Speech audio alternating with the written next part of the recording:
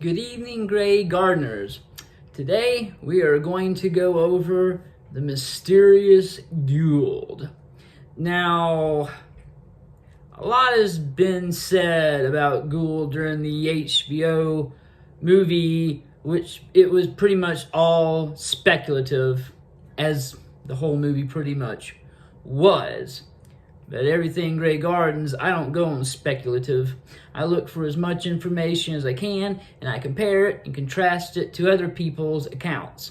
So, I've heard people have corrected me on my other channels that his name was George Strongman Gould, or Gould Strong, just a lot of different names, but none of them are right. It's George Gould Strong.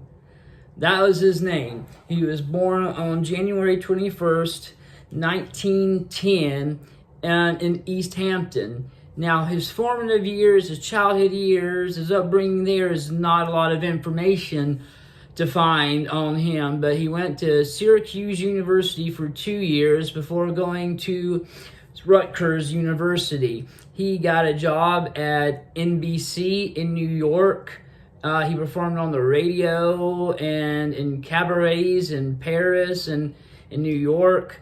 He met Big Edie in 1930 when she was still married, and the Bouvier name still held prestige and power and money.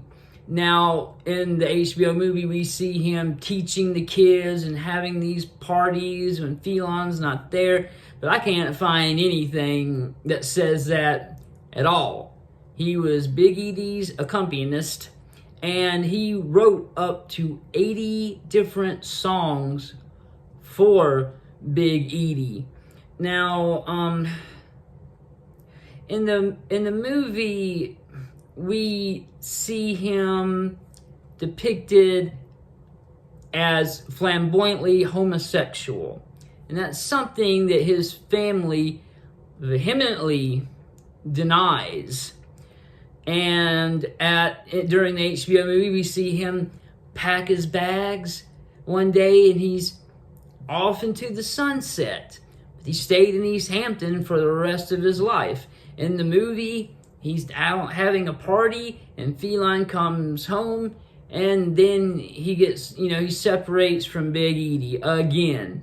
I can't find anything like that at all. Lois Urban Wright did say in her book that Big Edie and Gould had a relationship, a real relationship. That he could have been bisexual. Lois could have been mistaken, but I don't think she was. I mean, there was a big rumor that they had that the reason Big Edie forced Little Edie to come home is because Big Edie was threatening to show pictures of Gould and her mom to her dad. What that really is about, I don't know. I really don't. But as you can see, pretty much a lot from this HBO movie, it has warped articles and other creators and viewers' minds as to what Gray Gardens was, the people in it, the things that happened. It just is a movie that, Drew Barrymore and Jessica Lange did a great job. It's just a movie that should never have been made because it's based off real people and real events, and they don't follow it at all. Now, George died in 1963 at the tender age of 53 in a Southampton hospital. Now, in one of the movies, in something, Little Edie is saying that Gould committed suicide. He absolutely did not. He had been sick for 3 weeks of a bleeding ulcer. One of his family members, when asked if it could be related to alcoholism, said it would not be out of character of his brother. And one of his brothers, Ted, kept his room exactly the way it was when George lived there until he died 20 years later. So George Gould is a mysterious character who profoundly impacted Grey Gardens and the people in it, and the whole story of Grey Gardens.